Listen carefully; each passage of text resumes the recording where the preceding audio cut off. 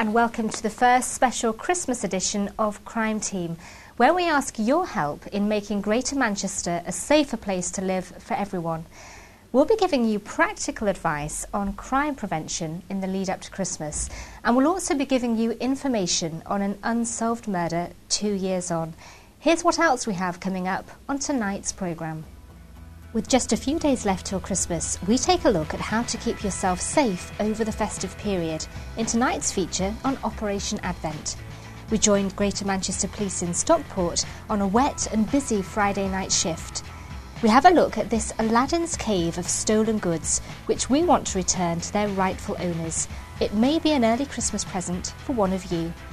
But first tonight, I'm joined by Chief Superintendent Steve Hartley to find out how Greater Manchester Police are targeting offenders this year.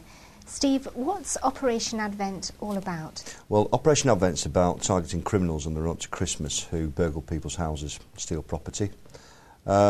Historically, on the run to Christmas, burglaries always rise, as you would expect. People, like criminals, need money for Christmas, just like everybody else, and they tend to up their efforts, sadly, and they will break into houses, steal people's property and make money from it. Is there an element of the public making it quite easy for the criminal to break in? We have lots of things in our homes, don't we? Christmas presents, getting ready for the festivities. What can we do to make it more difficult to burgle our homes? OK, well, Advent's about actually raising awareness on the one half of it. It's to tell the public that actually you can do an awful lot to protect yourself. And sometimes perhaps we just need to get it really clear. You know, before you leave home to go to work or wherever you go out, whenever you go out, make sure that all the doors and windows are locked, shut, and that people think there might be somebody in the house. That will probably deter the opportunity thief. Sometimes people will take large items out of a house and blatantly walk down the road with them. Is it that we're not aware enough? I mean, that's another thing we want the public to do. If they see people acting suspiciously, give us a call. I mean, you may ask me, I suppose, what does suspicious mean? You know, what it means is something unusual, something out of the ordinary. So these people will be walking down the street, they'll be walking up driveways, they'll be going around the back of houses, they might be carrying bags. A lot of people think, oh, well, it must be people who are helping them move something, or it might be the householder. Well, actually, why don't you give us a call, let us know about it, and we'll check them out. And if it's something legitimate, fine. So we're actually encouraging people, if you like, to be a little bit more nosy and let you know what's going on. Yeah, we are. People are reluctant to do that. You know, they might be a little worried that we might involve them. And we might ask them for a witness statement in terms of what they've seen.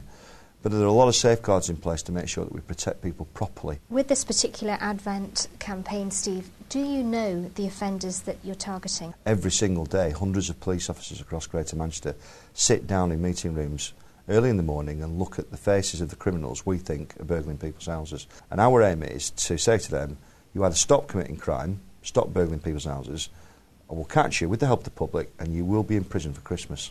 Thanks, Steve. Well, to find out more about Operation Advent, we joined the Road Policing Unit in Oldham and the High Visibility Policing in Manchester City Centre. There is a rise in drink drive over the Christmas period, unfortunately, no matter how many times we give these messages out. In the past, we've always really talked about middle-aged drivers, hard to reach, just won't listen. Now what we're finding is there's a significant rise in young male drivers, particularly drinking and driving, and that's a worrying trend. All right, just step out. When was the last time you had a drink?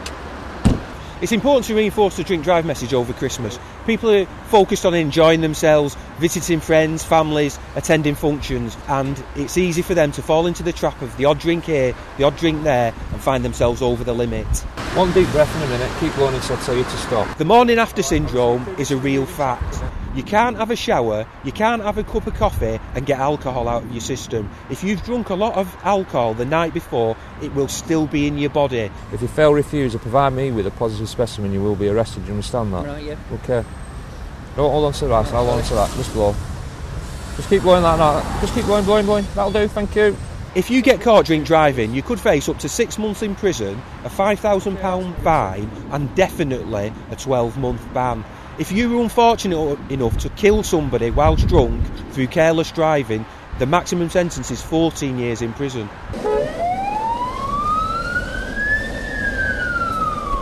Drink driving's a killer on our roads. Probably around 500 people a year are dying as a direct result of drinking and driving. It affects your decision making, your ability to judge speed and distance.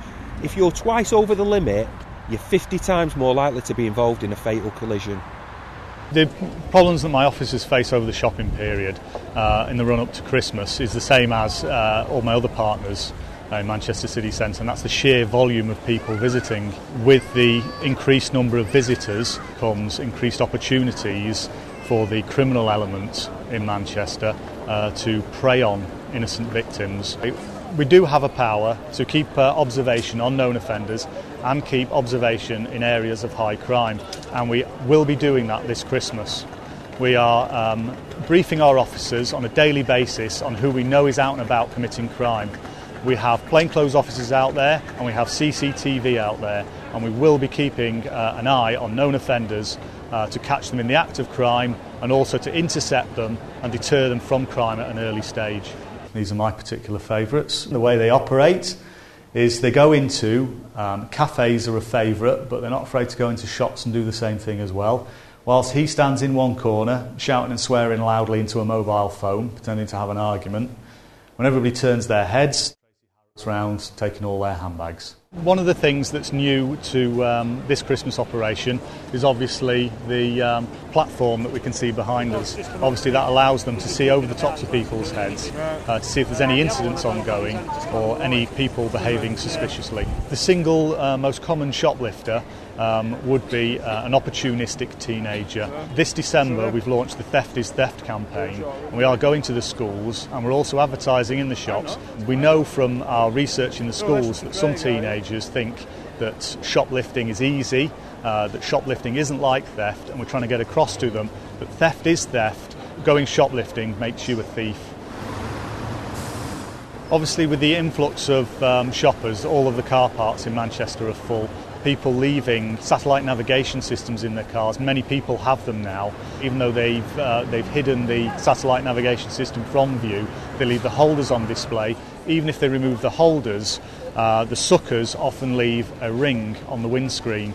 Our advice to motorists would be make sure that you remove the satellite navigation system from the car entirely, don't leave anything on display, and also wipe the suction mark from your windscreen so the criminals don't know that you've ever had one in the car. What we're trying to do is, the second we find a vehicle that's been broken into, socko it straight away, even if we haven't got the person whose car it is. We've got extra officers out, we're in these yellow jackets, so we're highly visible to the members of the public, so we can spot our known offenders or anybody else acting suspiciously, and we're highly visible to the public should they wish to approach us and tell us about anything.